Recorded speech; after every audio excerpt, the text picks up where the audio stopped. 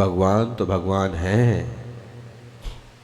श्री जिनबर पर देव हैं, निज आत्म निज देव। जिनको ध्या निज में बसो, आत्मदेव स्वयमेव। किस किस को ध्यान में आया दोहा? श्री जिन भगवान कैसे हैं?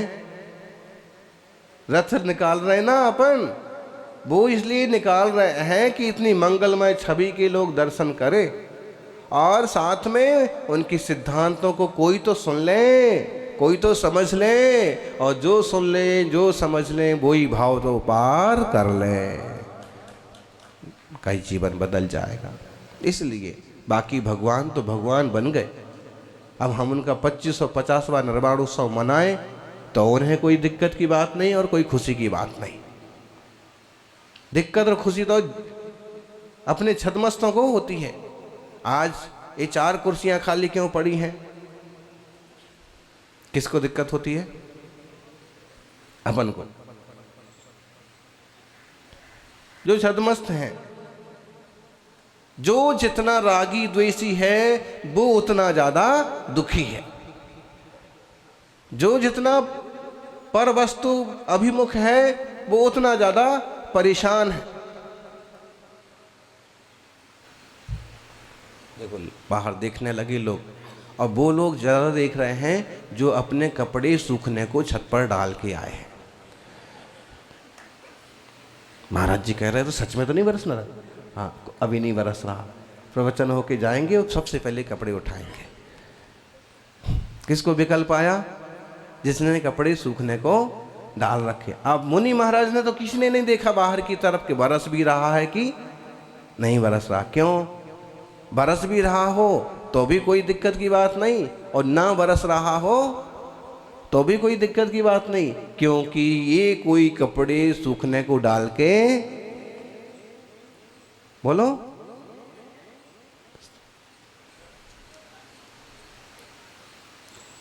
साधु सन्यासी कहलाने वाले ढेरों लोग बड़े परेशान रहते हैं अपने चादर को लेके, अपने वस्त्रों को लेके, कपड़ों के रंग को लेके, उनकी धुलाई को लेके, उनकी सुखाई को लेके। अब जो लोग कभी कभी ऐसे कहते ना, अनाड़ी लोग, कि दिगंबर मुनि आते हैं,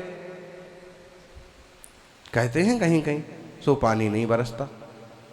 उन्हें बताओ कि दिगंबर मुनि आते हैं तो बरसता ही बरसता है, यहाँ बरस रहा है। क्यों? क्योंकि ये पानी बरसे तो ये कभी ये नहीं सोचते हैं कि पानी थोड़ी देर तो बंद हो जाए, हमारे कपड़े सूख जाए। पानी बंद हो जाए ऐसा कौन सोचेगा? बोलो। जिसको कपड़े सुनाना है, बराबर, जिनको पापड़ सुखाना है। हमारा पापड़ का ही समझ लीजिए त्याग है, हम पापड़ नहीं खाएंगे। तो जिनको पापड़ खाना है, तो साधु तो ऐसे है कि उन्हें कुछ मिल जाए अनुकूल तो ले लें, ना मिल जाए तो बाकी इस तरह की कल्पना करते नहीं बैठते हैं। पर मुखान्मुख दृष्टि नहीं होना। माताओं, हमारे कपड़े सूख जाएं इसलिए पानी बंद हो जाए, ये कल्पना अच्छी है क्या? केवल आपके स्वार्थ के लिए। प्रकृति जैसे कर रही है वैसे ठीक। आपने ख्याल किया शांति भक्ति में क्या कहा है? क्षेमम सर्व प्रजानाम। पूज्यपाद स्वामी ने बहुत बहुत ज्यादा शुद्ध अहिंसक व्यक्ति की जो दृष्टि होती है वो पेश की। वो क्या कहते हैं? क्षेमम सर्व प्रजानाम प्रभवतु बलवान धार्मिको भूमि पाला। और देखना, काले काले च सम्यक वितरतु मघवा व्याधौ यान्तु नासम। अर्थ समझ में आ रहा है? आप कहोगे हम कोई संस्कृत के पंडित थोड़ी है, नहीं आ रहा समझ में? तो आप लोग जो शांति पाठ बोलते हो उसमें से बोलो फिर। होवे वर्षा समय पे है, हो वे सारी प्रजा को सुखमय धर्मधारी नरेसा, और होवे चोरी न जारी। ठीक, और होवे वर्षा समय पे, इस पर ध्यान दो। ये नहीं कहा कि पानी अब गिर जाए कि तब गिर जाए, वर्षा समय पे हो, और जब जरूरत है तब वर्षा हो, जिसको जितनी जरूरत है वैसी वर्षा हो, और नहीं है तो नहीं हो। इसमें क्या हुआ? पूर्ण अहिंसा वृष्टि है, कोई दोष नहीं हो। सौभाग्यशाली हो। प्रार्थना ऐसी हो कि सबका कल्याण हो, सबका मंगल हो। ऐसा ना हो कि जिससे हमारी दोस्ती नहीं है, वो बस सुखी ना हो, बाकी सब लोग सुखी रहें। सुखी रहें सब जीव जगत के, कोई दुखी ना हो। कौन चाहता है दुख? कई बार जिससे हमारे भाव नहीं मिलते हैं, जिससे हमारे परिणाम नहीं मिलते हैं, हम उसको ऐसा बोल देते हैं कि तू जिंदगी भर दुख पाएगा, तेरा तो कल्याण हो जाएगा, तूने मेरे साथ ऐसा किया है, तुझे भी भोगना पड़ेगा। सच में देखा जाए तो हमें ये सारी दुआएं देने की कोई ज़रूरत नहीं है। पहले दुखों की कोई कमी नहीं है संसारी जनों के पास। बेपर समय हो करके, पर पदार्थों में एकत्व करके पहले ही दुखी है। तुम और आशीर्वाद काहे के लिए दे रहे हो? कोई मतलब नहीं। आप तो जितना परोपकार कर सको, दूसरों का हित कर सको, वो करो। और ये बात भी कि मछलियों को तैरना मत सिखाओ। मछलियों को तैरना सिखाने से क्या फायदा? सच में देखा जाए तो जैन श्रावकों के साथ अहिंसा की बात करने में क्या फायदा? अहिंसा, सत्य, आचौर्य और आत्मज्ञान की बातें तो दुनिया में और लोगों में भी बांटना चाहिए, ताकि और लोगों का भी कल्याण हो। लेकिन स्थिति आज ये हो गई कि कई सारे जैनी भी अपनी मूल धारा से छिटकते जा रहे हैं। भाई कुछ भी हो जाए, लेकिन जैनी श्रावक के जीवन में अभक्ष्य का प्रयोग कभी नहीं होना चाहिए। मद्य, मांस, माधु का त्याग ही होना चाहिए।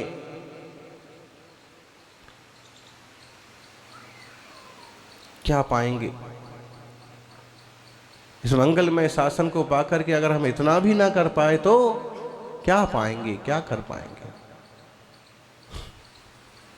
अहिंसा रथ रवाना हुआ है, देश में चल रहा है। तमिलनाडु की यात्रा हो गई, गोवा की यात्रा हो गई, कर्नाटक की यात्रा हो गई। काफी समय हो गए, 8 महीने हो गए लगभग भ्रमण करते हुए। महाराष्ट्र में है। और उद्देश्य क्या है? श्रावकों के बीच में तो वह जिन प्रतिमा, जिन रथ पहुंचे, आम जन के बीच में भी पहुंचे, और उनको उस रथ के माध्यम से, विद्वानों के माध्यम से जीने की, सत्य अहिंसा की, सदाचार की राह दिखाई जाए, व्यसन मुक्त जीवन के संदेश दिए जाए। सज्जनों, समय में आना होगा। समय में आने के कुछ तरीके हैं। अहिंसात्मक शुद्ध जीवन, सदाचार और शाकाहार वाल जीवन। जैसा जीवात्मा आपका, वैसा दूसरे का। जैसा सुख दुख आप चाहते हैं, आप कौन दुख चाहते हैं? कोई चाहता है? नहीं। आप चाहते हैं कि आपके घर में आई हुई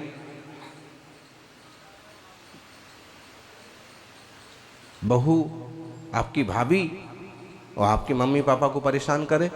चाहते हैं आप? माताओं, आपके भाई परेशान हो जाएं, मम्मी पापा परेशान हो जाएं और भाभी ऐसा उधम करें, आप नहीं चाहते? तो फिर जिस घर में आप हैं, उस घर में ऐसा माहौल बनना चाहिए क्या? नहीं बनना चाहिए।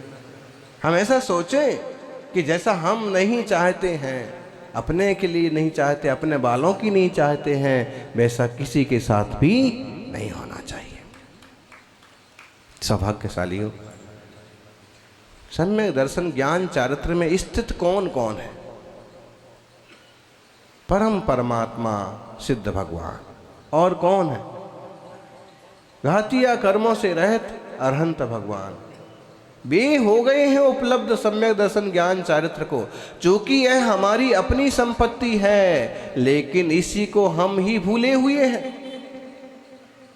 निज वैभव को भूलना और पर पदार्थों के पीछे पड़ जाना।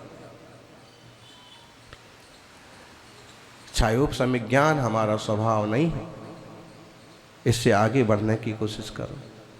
स्व समय को पहचानो। पर समय मने पर पदार्थों में एकत्व मत करो। पर पदार्थों में एकत्व करेंगे तो पागल ही कहलाएंगे। ऐसा हुआ, एक युवक टीवी पर अक्सर कर नेहरू को देखा करता था। पुराने जमाने की बात है।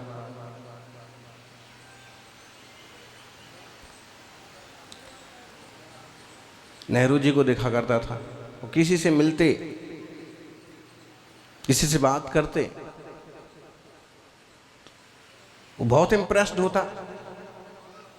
और अक्सर कर जब अंग्रेज अधिकारियों से, अंग्रेजों से मिलते तो नेहरू क्या करते, क्या बोलते, उत्तर क्या देते? वो पूछते अगर हु आर यू, नेहरू क्या बोलते?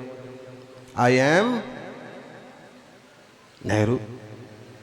उस व्यक्ति को इतना पसंद आया आई एम नेहरू कहना कि उसने वो वाक्य पकड़ लिया। और अब उससे कोई पूछता हु आर यू, वो क्या कहता?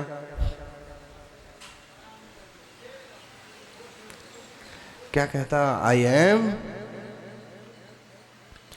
घर वालों ने भी खूब संभालने की कोशिश की, समझाने की कोशिश की कि ऐसे उत्तर नहीं दिया जाता है। आजकल तुमको क्या हो गया, कोई कुछ भी पूछता है और तुम कहते हो आई एम नेहरू।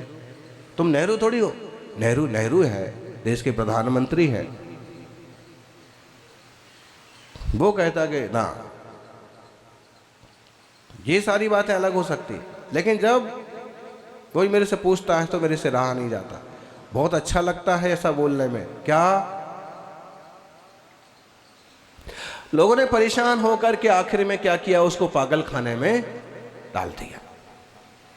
पागलों जैसी चेष्टा कर रहे हैं ना। जो तुम नहीं हो वो तुमने अपने को मान लिया, वो तुम अपने आप को बोल रहे हो। सच में पूछें तो आत्मा मनुष्य है क्या? आत्मा नारकी है क्या? शुद्ध आत्मा, द्रव्यार्थिक नय वाला जो आत्मा देव है क्या? परम पारिणामिक दृष्टि से विचार करो तो आत्मा इंद्रियों वाला है क्या? नहीं है। फिर भी हम क्या मान रहे हैं? I am Banendra, Ravindra, Kavindra. हम क्या है? जेल में डाल दिया। जेल में क्या होता है? ओ, पागल खाने में क्या होता है? जेल टाइप का ही होता है। बंद कर दिया, दवाइयाँ दी, समझाने की कोशिश की, ना समझे तो करंट मारा। करंट लगाया जाता था, एक जमाना था, आज भी देते हैं शायद, शौक। क्या इस तरीके बदल गए? कौन पागल खाने जाके आया कोई आप लोगों में से? आप तो उद्घाटन करने गए होंगे, कुछ ऐसा कार्यक्रम करने गए है? अच्छा, हैं कुछ लोग ऐसे हैं कि जो उपेक्षित और वंचित वर्ग के लिए काम करते हैं, वो बात अलग है। बाकी पागल हो और फिर पागल छाना जाना पड़े, वो बड़ी विपत्ति वाली बात है।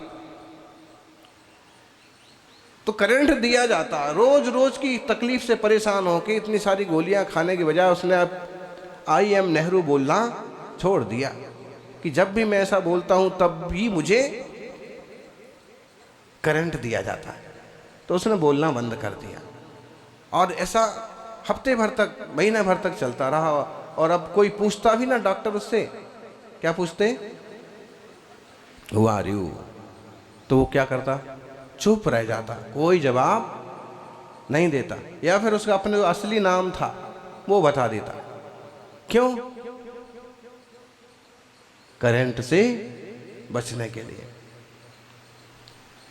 एक युग संयोग की बात कि एक बहुत अच्छे अवसर पर नेहरू जी का दौरा निश्चित हुआ कि इस पागल खाने ने काफ़ी तरक्की की है और काफ़ी लोगों की सेवा की और काफ़ी लोगों को ठीक किया है। तो वहाँ की जो टीम थी, मैनेजिंग टीम, उन्होंने कहा कि देखिए अपन इस व्यक्ति से जरूर स्वागत करवाएंगे। अपने पास एक बहुत बड़ी उपलब्धि है कि ये व्यक्ति IM नेहरू नेहरू करता था और आजकल एकदम स्वस्थ है, तो अपन बता सकते हैं कि एकदम ताज़ा उदाहरण देखिए, हमने इस व्यक्ति को ठीक किया है। और मंच पर उसको भी बुलाया गया स्वागत के लिए, नेहरू जी का स्वागत करिए। उसने नेहरू जी को माला पहनाई, हाथ मिलाया और उसने पूछा हु आर यू। नेहरू सच में नेहरू थे? तो नेहरू जी ने क्या कहा?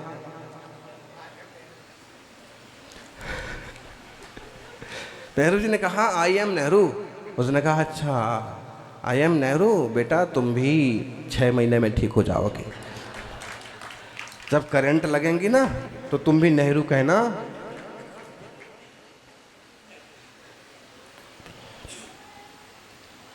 एक व्यक्ति है ऑलरेडी, वो वह है,